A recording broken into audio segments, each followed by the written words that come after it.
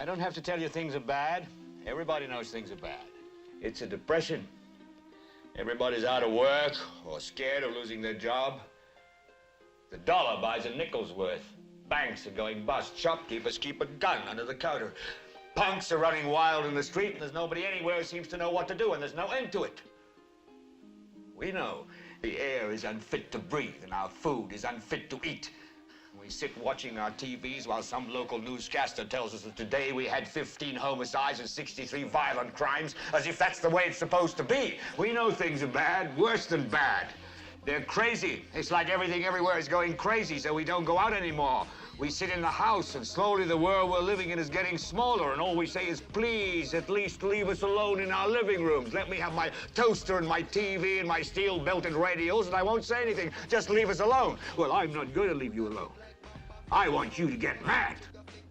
I don't want you to protest. I don't want you to riot. I don't want you to write to your congressman because I wouldn't know what to tell you to write. I don't know what to do about the depression and the inflation and the Russians and the crime in the street. All I know is that first, you've got to get mad. You've got to say, I'm a human being. God damn it. My life has value.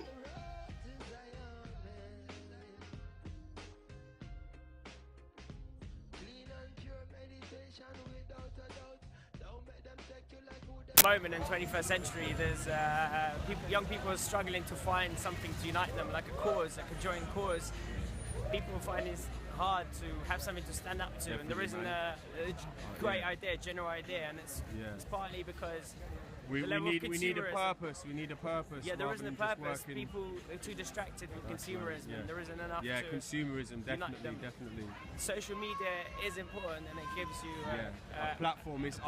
I think that it was the first time ever we've been able to properly, unite through social media and also expand our minds. And it helps with that, but it also distracts sometimes from uniting together because people are too withdrawn and they're not actually talking to each other face to face. The real conversation that genetically has gone. It's not as common. Let me tell you why you're here. You're here because you know something. What you know you can't explain, but you feel it. You felt it your entire life, that there's something wrong with the world. You don't know what it is, but it's there, like a splinter in your mind, driving you mad. It is this feeling that has brought you to me. Do you know what I'm talking about? The Matrix. Do you want to know what it is? The Matrix is everywhere. It is all around us. Even now, in this very room. You can see it when you look out your window or when you turn on your television. You can feel it when you go to work, when you go to church, when you pay your taxes. It is the world that has been pulled over your eyes to blind you from the truth. What truth? That you are a slave, Neo. Like everyone else, you were born into bondage, born into a prison that you cannot smell or taste or touch. A prison for your mind.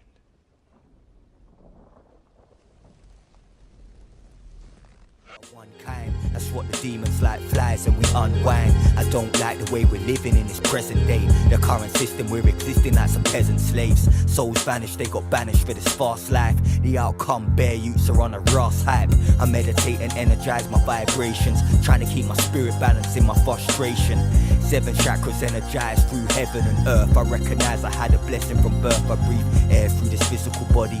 Blood runs through my veins. I got a soul that's invincible, sonny. I spit lyrics like some knowledge from papyrus scrolls. 2012, a new beginning, check the Mayans code. We need to wake up, cause the time is now. We need to wake up, for our time is out. This ain't a joke. They want us living broke. The system's like a noose, and they're holding the rope. We need to wake up, because our time is now. We need to wake up, before our time is out. This ain't a joke. They want us living broke. They rob us of our dreams, just so they could kill our hopes. Easy people, this documentary is going to be broken up into 3 scenes: suffering and mental slavery, music, art and culture, and philosophy and solutions.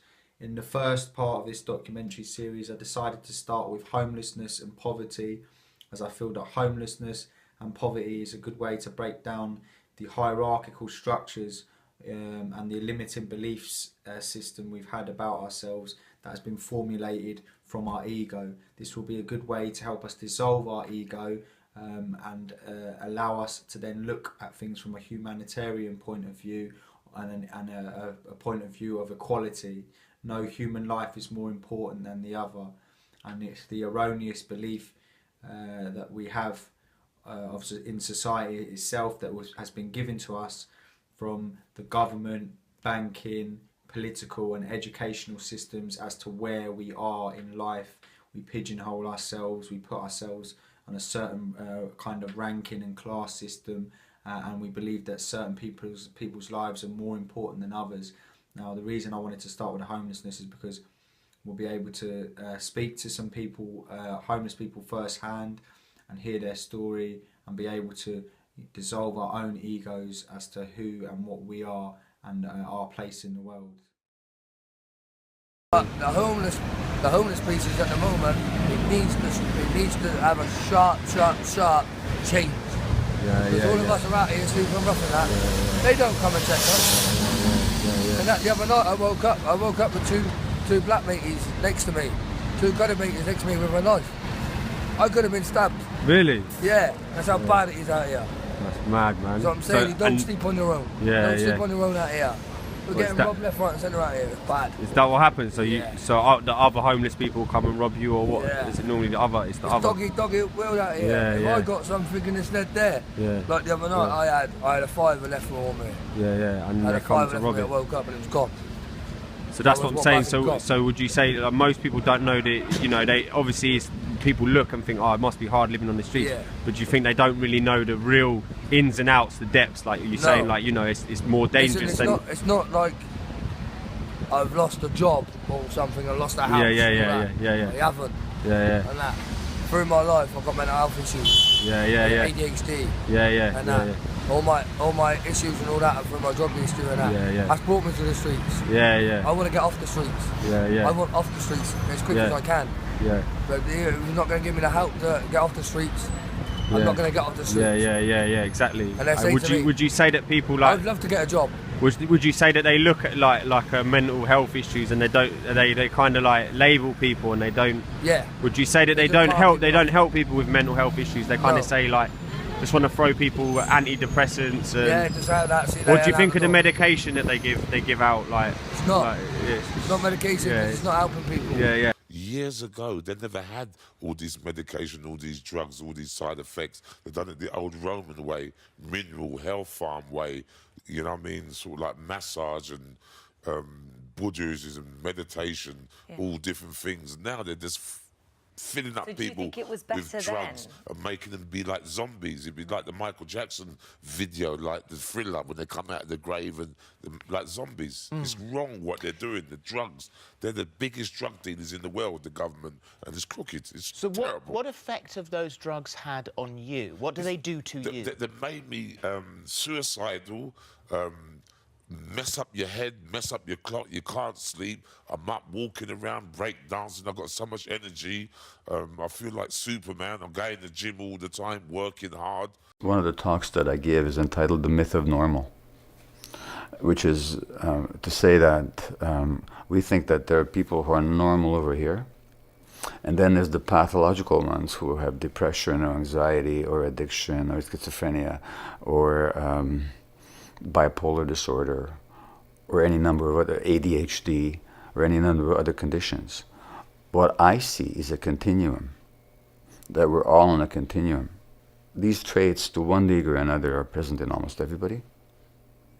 And it's a mythology to think that there's the normal and then there's the abnormal. Well, according to the research, the best place to be a schizophrenic in the world is not North America with all its pharmacopoeia. It's actually a village in Africa or India where there's acceptance, where people make room for your differentness, where connection is not broken but is maintained, where you're not excluded and ostracized but where you're welcomed, and when there's room for you to act out whatever you need to act out, or to express whatever you need to express. And the whole community might even sing with you, or chant with you, or hold ceremony with you. And maybe find some meaning in your quote-unquote craziness. So it's contextual and it's cultural. So disease is not an isolated phenomenon of an individual. It's a culturally manufactured or culturally constructed paradigm. So a society that cuts us off from our spirituality, that cuts us off from society by idealizing individualism and by destroying social contexts, which our society does, which ignores our emotional needs, is going to be a society that generates pathology. And I think that has to do with the very nature of the economic system that says that what matters is not who you are, but how you are valued by others.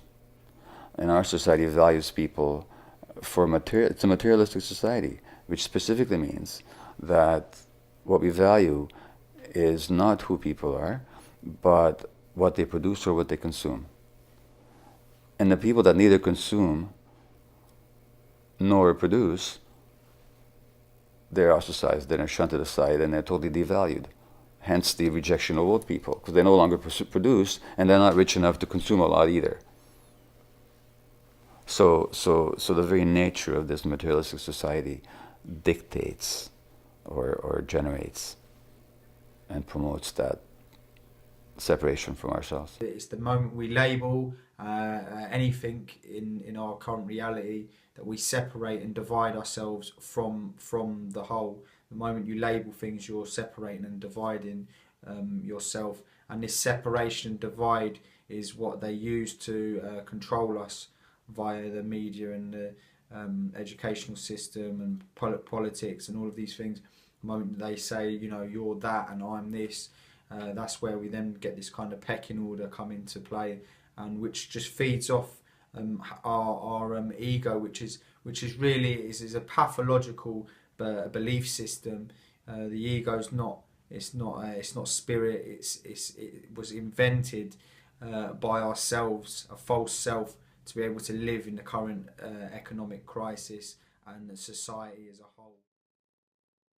The authorities are labelling the homeless as being drunks or junkies. We're not all drug addicts or alcoholics. So what would you say like some of the other people are, like they're mental health problems? There's a lot of people with mental health issues that are on the street. It's like caring the community, but the community doesn't care. And they consider people with mental health like as pathological, you know, as they don't want to count them in society. I feel. Would you agree with that? Like, yeah, I do agree with that. I agree with being correct what you said. That is how it is. It's like they're on the street, so they're not one of the statistics. So it's a homeless statistic, and they must be on drugs or they must be alcoholics. They don't want a place to live. You know, which is wrong. If most of them would be a lot better off mentally if they had a place. Exactly. You know, some of them need looking after. I mean, and we've got a raise in homelessness as well because of the social housing crisis as well. All these houses being knocked down. It's not just, you know, as you say, drunks or drug addicts that are being living on the streets. Obviously, a lot of people are getting kicked out. So you know, I met a family with children, a couple with two children, a little boy and a girl, who had been made homeless a couple of days earlier, and they were sleeping in a bus stop round the corner. Early hours of the morning, 4 o'clock in the morning. The whole family was that? The whole family with suitcases and everything. We've got to get out the erroneous belief that society as a whole is the one with the power. The people in the hierarchical structures of society are more important than other people and have more power than other people. With money comes power, but power also comes from becoming knowledgeable of the limiting beliefs that have been placed upon us via the society that we live, whether it's the banking, political, educational systems of society that have given us these limiting beliefs of ourselves and what we can do as individuals and as well as a whole. We consent by total conformity of the society in which we live, we consent to the rules that have been placed on us, the rules and regulations as to where we can go, what we can achieve, and whether we can actually, as ourselves, as individuals, as well as a society, affect actual change on the society in which we live. These limiting beliefs, we have to get out of these limiting beliefs that it's the governments, it's down to governments and down to people in the higher echelons of society to change everything for us. We have the power in ourselves by becoming consciously aware of the limiting belief systems that have been placed upon us, and we can get that power back just by becoming knowledgeable. At the end of the day, we're all human beings and that, and we deserve to be treated like human beings and get the help that we need to get help and that. But at the end of the day, right, the government would rather help foreigners than help. They don't really care, you know. The people, would you say the people at the higher echelons of society, like the government, politicians, bankers, all these people, corporate, they don't really care, you know. They don't really care about you know, working class and homeless people, and the fact that people are struggling and people can't make ends meet. No one can make ends meet now, you know. It's not just homeless people. A lot of people can't pay their bills. They're getting kicked out. You know, we've got the social cleansing. Forget the politicians. The politicians are put there to give you the idea that you have freedom of choice. You don't. You have no choice. You have owners. They own you. They own everything. They own all the important land. They own and control the corporations. They've long since bought and paid for the Senate, the Congress, the state houses, the city halls. They got the judges in their back pockets. And they own all the big media companies, so they control just about all of the news and information you get to hear. They got you by the balls. They spend billions of dollars every year lobbying to get what they want. Well, we know what they want. They want more for themselves and less for everybody else. But I'll tell you what they don't want. They don't want a population of citizens capable of critical thinking. They don't want well-informed, well-educated people capable of critical thinking. They're not interested in that. That doesn't help them. That's against their interest. That's right. They don't want people who are smart enough to sit around the kitchen table and figure out how badly they're getting fucked by a system that threw them overboard 30 fucking years ago. They don't want that. You know what they want? They want obedient workers. Obedient workers. People who are just smart enough to run the machines and do the paperwork, and just dumb enough to passively accept all these increasingly shittier jobs with the lower pay, the longer hours, the reduced benefits, the end of overtime, and the vanishing pension that disappears the minute you go to collect it. And now they're coming for your Social Security money. They want your fucking retirement money. They want it back so they can give it to their criminal friends on Wall Street. I voted Conservatives originally because I thought you were going to be the better chance for me and my children. You're about to cut tax credits after promising you wouldn't. I work bloody hard for my money to provide for my children, to give them everything they've got, and you're going to take it away from me and them. I can hardly afford the rent I have to pay. I can hardly afford the bills I've got to do, and you're going to take more from me. All right. Shame on you! Face. Okay, now I'm going to answer your question about Turkey. No. Let me finish now, because I've seen you interrupt many people beforehand. Let me finish now. That is not answering the question. I was going to do Turkey, if you want me to do Turkey. I'm an English literature student. I know waffling when I see it, okay? I'm sorry. But you have not answered my question. How hard is it living on the streets? Give them an understanding from your perspective. Okay. And then you can tell them how hard is it living in a doorway, you know. You want to understand it from my perspective? Come out and spend a night on the fucking streets. That's all you got to do. Spend one night, come out. I don't want nothing off you. Come out and spend one night with me on the fucking streets. And I promise you, your whole world will fucking change you. I promise you. Your whole outlook on life will change. About the way you look at people, the way you judge people. You can't judge nobody, mate. You don't judge a book by its cover, because trust me, there's some fit covers out there. Some very fit covers. And it takes a lot of work to get through them. But up here, yeah, it was a culture shock. London was definitely a culture shock for me. It did kick me right in the ass. I was like, wow, where did that come from?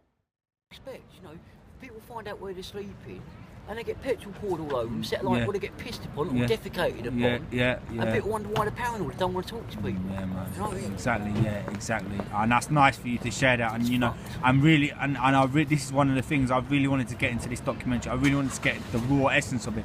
You're not just on the street, starving, freezing cold, with no money and that, like, you know, nowhere to sleep. Right? You're Like, never going to starve, right? you know, but you are cold. yeah. And it's fucking dangerous out here. Yeah, exactly. That's what I wanted to capture. 11 o'clock, and I do get scared sat here, and it's time for me, even with a dog like this, it's time for me to move and find somewhere quiet and get my head down. Just get out of the way. You know Because some fuck shit goes on, innit? And that's what I found doing this documentary myself. My own like perspective on homelessness and that has completely changed. You know, I thought yeah, it's sad that people live on the streets and that, but I've learned even more about homelessness from doing this documentary. I didn't think I'd ever end up on the streets, you know.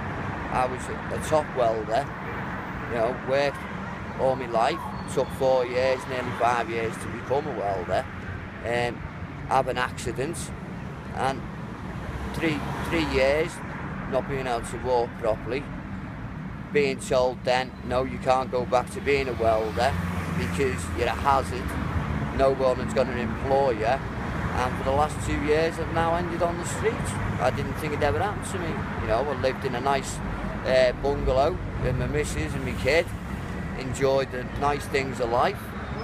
Before you know it, boom, gone. Everything, the lot. And that was all due to your arthritis, would you say? Well, yeah, I've got rheumatoid arthritis and osteoporosis in my back now through the accident. You know, like I just said then, I can tell it's going to rain before it rains because of how it feels. But every day's a new day, and I don't sit on my arse permanently. I'm trying to get somewhere to live now. You know, I've been trying to get somewhere to live for a while, but it's a case of catch-22. No work, can't get any money to get a place. No place, can't get work to get money to get better, whatever. Definitely. What do you think of the whole government and the economy currently? This is what I feel, that I've been stitched up at street, paying tax and insurance for 25 years of your life. And believe me, it adds up to a lot of money, and I can't even get a one-bedroom flat. And I'm 50 years of age. Something wrong there. When the country that you've worked for all your life, you're a part of that country, won't even give you the roof over your head. Something wrong there. Something wrong there. Yeah, definitely. Big time. And yeah, I do agree that at a later date you can use this in a documentary. Thank you. My name's John. I'll come back and pay you if it gets if you become a millionaire, I do want paying, yeah. That's down there. Most definitely. It's just amazing how it can just happen to you. And I mean, I think with the social cleansing and the social gentrification, all these council blocks, council buildings getting knocked down, to basically cleanse the area of you know, the poor and the working class, and make the area richer. So, you know, it's all businessly run as everything goes with the politics and how they do everything. This has been a way of a real insight for me personally, to see, you know, so many people struggling and really getting to, you know, speak to people and you know, really learning more about homelessness rather than what we believe of it, you know. And I think that what's going on with the struggling in the economy and that is something that can happen to anyone, and we all need to remember that all human life matters. You know, no human life is better than the other. And I think that this is for me myself, I've learned an awful lot from doing this documentary and putting it together. But I really wanted to start with that kind of side of things, just to try and show people that, you know, the homeless are human beings. They're not nothing. They're not someone who means nothing. They're no different from us really, and it's all walks of life, old, young. You know, they could have been rich, could have been poor. You know, good families. You know, it's just it doesn't discriminate. You know, poverty and struggle and strife can happen to anybody, and it's part of life. And I feel that it's part that makes us human as well. From struggle and strife, you know, we learn from us of ourselves, and I think in a way it makes people a better person to have had struggle in their life, because they have more compassion. They're then given compassion from being in such a place of struggle and strife for themselves. So to conclude from this first part of the documentary, I would like to conclude, and I hope that you've concluded, that also homelessness, poverty, and people at the bottom of society or bottom of society are not the issue. So it's not about immigration, it's not about homelessness, it's not about poverty, it's not about people who are on lower incomes that are causing the problems with society. It's the top, it's the highest echelons of society that cause a lot of the issues in society. So the governments, the politicians, bankers, media moguls, oil cartels, it's old as day. It's old as day. For thousands and thousands of years, this same thing has happened, recurring through the ages. And the only reason they get away with this, the people in the higher echelons of society, is because we give them the power by not thinking for ourselves. So all it requires is to be able to shift our own thinking and become knowledgeable and conscious of what's really going on. So it's time to stop watching the news. It's time to stop listening to the media. When the EU happened, when we left the EU, we saw a massive segregation, separation and divide between the in-EU voters and the out-EU voters. This caused absolute uproar, and it's from this uproar that you can see that the media jumped in and they magnified everything that happened when that happened. And obviously there were racist attacks, and there were, you know, there were stupid people on the outside, and there were stupid people on the inside. But this is the problem. It's the stupidity of people. It's the not thinking. It's the not thought processes. The lack of real analysis and thought of the situation you're in, rather than just buying what you're told via the media or the government. These are the people that we need to be wary of, and we need to stop participating in watching the 6 o'clock news. Stop participating in reading the newspaper, because it's corporately owned. The government is corporately owned. So regardless of whether we're in or out of the EU, we still get the same results from a corporate point of view. So it's the corporations that are going to take over, and the corporations are going to take the country in the direction, or even the world in the direction that it wants to take it, because everything is about business, it's about money. And from the perspective of also war, it's an endless thing we see with the governments using fear to installing fear into us, to make us want to go to war with other countries. And really and truly, those wars are only ever fought for business, to make a batch of money, to steal minerals, oil, diamonds, and many other things, to take over, overthrow governments, so that they can manipulate and control governments of other countries. They're out there somewhere. Sasha and Malia are huge fans, but boys don't get any ideas. I have 2 words for you: predator drones. You will never see it coming.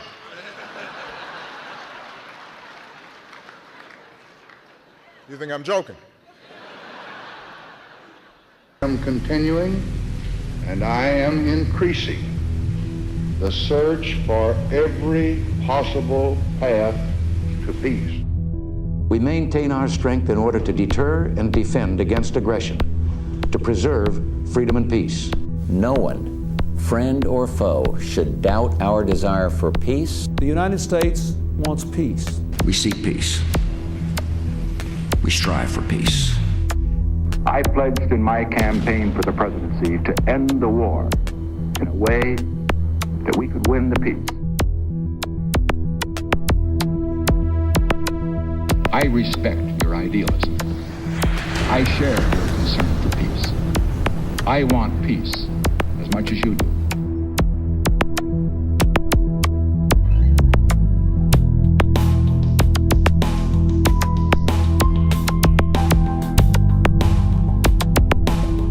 We cannot wait for the final proof, the smoking gun that could come in the form of a mushroom cloud.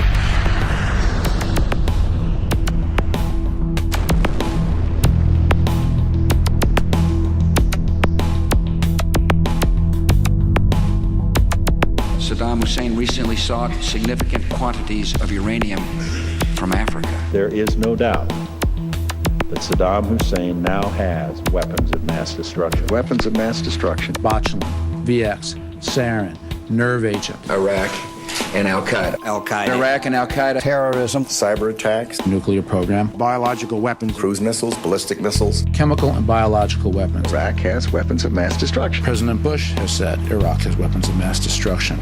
Tony Blair has said Iraq has weapons of mass destruction. Donald Rumsfeld has said Iraq has weapons of mass destruction. Richard Butler has said they do. The United Nations has said they do. The experts have said they do. Iraq says they don't. You can choose who you want to believe. The sources that have deceived us so constantly don't deserve our trust. And to the extent that we give them our trust, we set ourselves up to be scammed again and again. There are reports that there is no evidence of a direct link between Baghdad and some of these terrorist organizations. There are known knowns. There are things we know we know. We also know there are known unknowns. That is to say, we know there are some things we do not know. But there are also unknown unknowns. The ones we don't know, we don't know. I will build new partnerships to defeat the threats of the 21st century. Terrorism and nuclear proliferation, poverty and genocide, climate change and disease. And I will restore our moral standing so that America is once again that last best hope for all who are called to the cause of freedom, who long for lives of peace, and who yearn for a better future.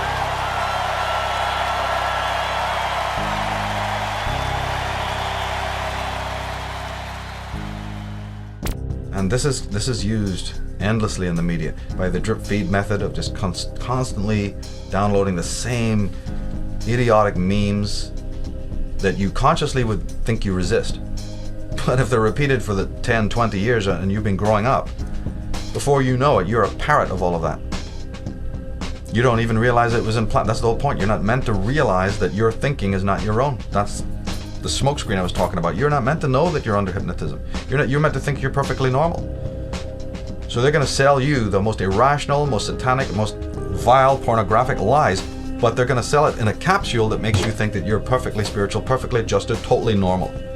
As this continues, as this process continues, the division between the outsider who's really sane and the unsane gets wider and wider and wider. What are people complaining about? That they can't believe the world they're walking around in. Sane people are going, I can't handle it, I can't work, it's terrible, the people are idiots. Yeah, but that didn't happen last year, that didn't happen 2 months ago. You are seeing the symptom, not the cause. You're seeing the symptom of an immensely long, phenomenally detailed and interesting and complex. What was Soviet Russia? You can sum up the whole gig of communist Russia in one sentence. Experiment. Social experimentation. Then you can split hairs as to whether it was a Darwinian experimentation or an Orwellian blah, blah, blah. It's an experiment in how to control human beings who very easily were controlled.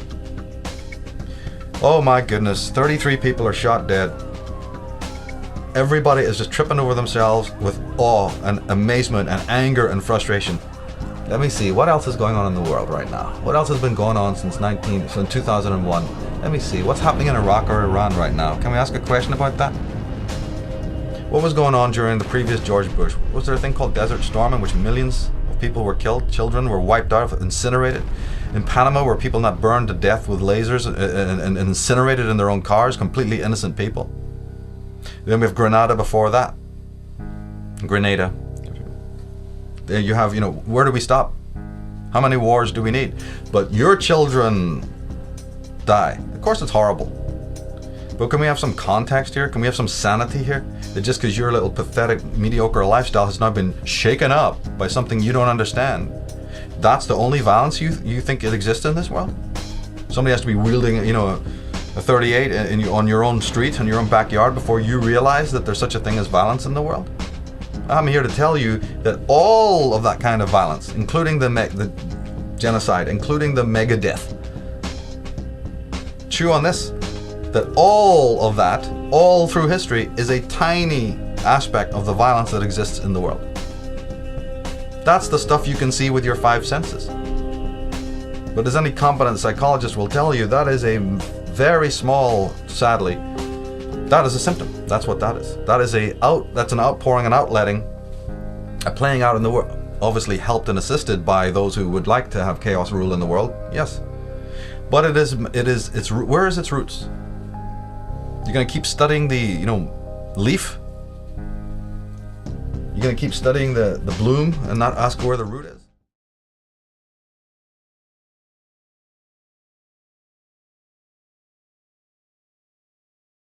And it's okay to feel stressed, and it's okay to feel confused. It's okay to feel depressed about the situation that we're in. It's okay to have anxiety about the situation that we're in.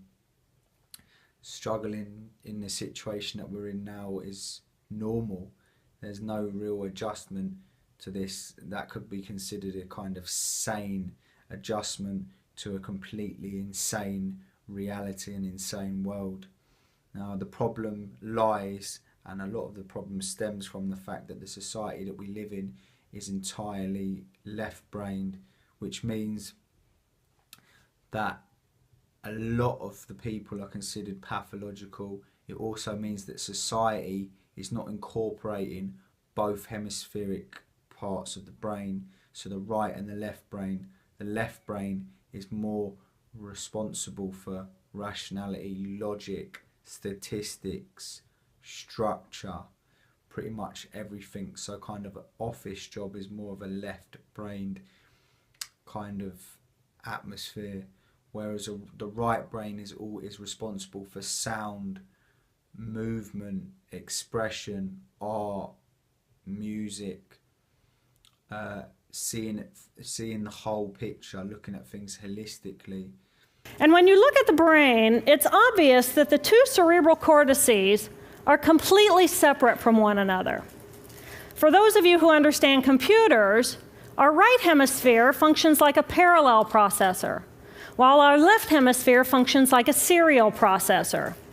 The 2 hemispheres do communicate with one another through the corpus callosum, which is made up of some 300 million axonal fibers. But other than that, the 2 hemispheres are completely separate. Because they process information differently, each of our hemispheres think about different things, they care about different things, and dare I say, they have very different personalities. Excuse me. Thank you. It's been a joy. Our right human hemisphere is all about this present moment. It's all about right here, right now. Our right hemisphere, it thinks in pictures, and it learns kinesthetically through the movement of our bodies. Information in the form of energy streams in simultaneously through all of our sensory systems, and then it explodes into this enormous collage of what this present moment looks like, what this present moment smells like and tastes like, what it feels like, and what it sounds like. I am an energy being connected to the energy all around me through the consciousness of my right hemisphere. We are energy beings connected to one another through the consciousness of our right hemispheres as one human family. And right here, right now, we are brothers and sisters on this planet, here to make the world a better place. And in this moment, we are perfect, we are whole, and we are beautiful. My left hemisphere, our left hemisphere, is a very different place. Our left hemisphere thinks linearly and methodically. Our left hemisphere is all about the past, and it's all about the future. Our left hemisphere is designed to take that enormous collage of the present moment and start picking out details, and more details about those details. It then categorizes and organizes all that information, associates it with everything in the past we've ever learned, and projects into the future all of our possibilities. And our left hemisphere thinks in language. It's that ongoing brain chatter that connects me and my internal world to my external world. It's that little voice that says to me, hey, you got to remember to pick up bananas on your way home. I need them in the morning. It's that calculating intelligence that reminds me when I have to do my laundry. But perhaps most important, it's that little voice that says to me, I am. And as soon as my left hemisphere says to me, I am, I become separate. I become a single, solid individual, separate from the energy flow around me and separate from you. The problem with the westernized world is we lack this. We don't have this hemispheric part of the brain. It's not really, it's considered in the reality that we live in, it's kind of considered as not as important as a sort of like a novelty in a way.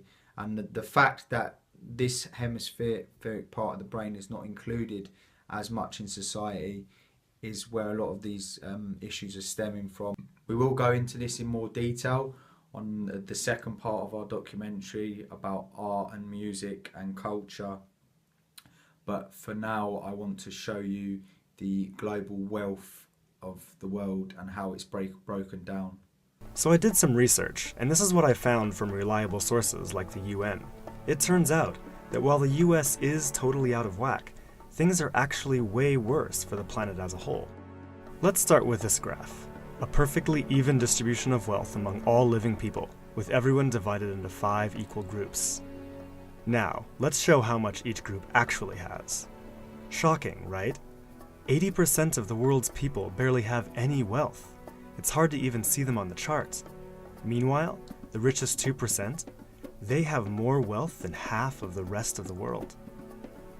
Let's look at this chart another way. Let's take the whole world's population, all 7 billion of us, and reduce it to just a representative 100 individuals. Here they are, poorest people on the left, richest people on the right. Now let's show how the world's total wealth, roughly $223 trillion, is distributed. The vast majority have practically nothing. Nothing with which to educate their children, nothing with which to pay for basic medicines. While the richest 1%, they've accumulated 43% of our world's wealth. The bottom 80%, meanwhile, that's 8 out of every 10 people, have just 6% between them. But even this doesn't really show how extreme things have become. The richest 300 people on Earth have the same wealth as the poorest 3 billion. So the number of people it takes to fill a mid-sized commercial aircraft have more wealth than the populations of India, China, the US, and Brazil combined. We can also see this difference geographically, with a huge and growing gap between a few rich places versus the majority of the world. For most of history, things were much more equal. 200 years ago, rich countries were only 3 times richer than poor countries. By the end of colonialism in the 1960s, they were 35 times richer. Today, they're about 80 times richer. Rich countries try to compensate for this by giving aid to poor countries, about $130 billion each year. That's a lot of money. So then why does the wealth gap keep getting bigger? One reason I found is that large corporations are taking more than $900 billion out of poor countries each year through a form of tax avoidance called trade mispricing. On top of this, each year poor countries are paying about $600 billion in debt service to rich countries on loans that have already been paid off many times over. And then there's the money that poor countries lose from trade rules imposed by rich countries to get access to more resources and cheaper labor. Economists from the University of Massachusetts calculate that this costs poor countries about $500 billion a year. Altogether, that's more than $2 trillion that flows from some of the poorest parts of the world to the richest. Every year. Rich governments like to say they're helping poor countries develop. But who's developing who here? This makes me think that there's something wrong with the basic rules of the global economy. It can't be okay that the wealth of our planet is becoming so concentrated in the hands of such a tiny number of people. The only reasonable response, it seems to me, and our only hope, is to change the rules.